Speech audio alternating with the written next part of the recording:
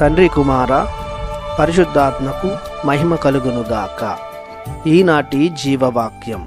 ప్రభువు న్యాయముగా నిష్పక్షపాతముగా లోకములోని జాతులకు తీర్పు తీర్చును. కీర్తన గ్రంథము 96వ అధ్యాయము 13వ వచనము. ప్రియ దేవుని బిడ్డలారా, సహోదరి సహోదరులారా, ప్రభు అయిన దేవుడు మేము తన కృపతో ప్రేమతో దీవించునుగాక. లోకములో ఎందెందు వెదికినా న్యాయవంతుడును నీతిమంతుడును పవిత్రుడును నిష్పక్షపాతముగా వ్యవహరించేవాడును కనిపించడు. ప్రతి ఒక్కరూ కలుషితమైన వారే.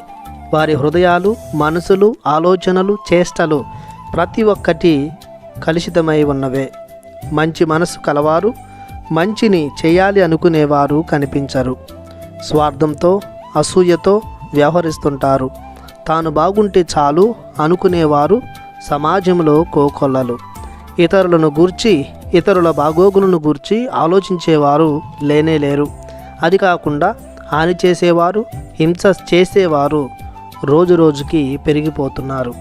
ప్రస్తుత కాలాన్ని గూర్చి ఆలోచిస్తున్నారే కానీ తమ మరణాంతరం ఏమి జరగబోతుందో అన్న దానిని గూర్చి శ్రద్ధ వహించేవారు చాలా తక్కువ. తమ ప్రస్తుత జీవితమే తమ తరువాతి జీవితాన్ని నిర్ణయిస్తుందని, దైవం ద్వారా తీర్పు తీర్చబడతారని గ్రహించలేకపోతున్నారు. వారు జీవించే జీవితం, నడవడిక, మంచితనం, మర్యాద, సంస్కారం, విశ్వాసం, ప్రేమ, నిరీక్షణను బట్టి ప్రభువు తీర్పు విధిస్తాడు. వారి వారి విలువలను, జీవిత శైలిని బట్టి ప్రభువు నిష్పక్షపాతముగా తీర్పు విధిస్తాడు. ప్రభువు ఎవరికిని అన్యాయం చేయడు. వారి విశ్వాసమే, వారి మంచితనమే వారిని మహోన్నతులుగా తీర్చిదిద్దుతుంది. ప్రభువు అంతస్తు, ఐశ్వర్యం, కులం, గోత్రం, వర్గం, జాతి, భాష, ప్రాంతం అంటూ వాటిని ఆధారంగా చేసుకోడు. కానీ ప్రభునిపై చూపిన ప్రేమ, ఇతరుల ఎడల కలిగిన ఆప్యాయతను బట్టి ప్రభు పక్షపాతం లేకుండా తీర్పు విధిస్తాడు. లోకములో ఎవరునూ నిష్పక్షపాతులుగా ఉండరు.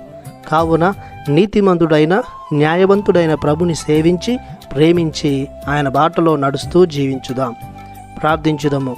నీతిమంతుడైన ఓ ప్రభువా, మేము తండ్రి దేవుని మన్ననలను పొందుకునే విధముగా జీవించేలా, ఎలాంటి తప్పుడు తీర్పుకు గురి కాకుండా విశ్వాసవంతమైన దయగల జీవితాన్ని కొనసాగించే శక్తిని మాకు దయచేయమని మీ పరిశుద్ధ నామములో ప్రార్థిస్తున్నాము పరమ తండ్రి. ఆమెన్. దేవుడు మిమ్ము దీవించునుగాక. ఆమెన్.